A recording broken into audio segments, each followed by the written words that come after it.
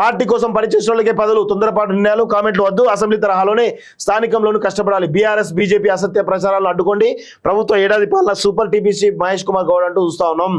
Local body ఎన్నికలకు ముందే రైతు భరోసా, పెన్షన్ల పెంపు సైతం ఈలోపు మార్గదర్శకాలు రెడీ చేరిన ప్రభుత్వం రానున్న అసెంబ్లీ సమావేశాల్లో వీటిపై చర్చ వెంటనే అమలు చేసేలా ప్రణాళిక అంటూ చూస్తున్నాం. రైతు భరోసా, పెన్షన్లు ఈ రెండు కూడా అమలు చేస్తే ఇటు స్థానిక సంస్థల ఎన్నికల్లో కావచ్చు, రాబోయే ఎన్నికల్లో ఖచ్చితంగా ఈ రాష్ట్ర ప్రభుత్వం పైన విశ్వాసం పెరిగేటువంటి అవకాశం అయితే ఉంటుంది. ఆ దిశగా మరి అసెంబ్లీ సమావేశాల తర్వాతనా లేకపోతే ఇంకా ఎప్పుడో కానీ మొత్తానికైతే ఈ రెండు కూడా ఇవ్వడానికి రాష్ట్ర ప్రభుత్వం సిద్ధమైనట్టుగా తెలుస్తూ ఉంది. సో అవి ఇస్తే ఖచ్చితంగా రాష్ట్ర ప్రభుత్వం మరొక హడ్డీలు దాటుకున్నట్టు అవుతుంది.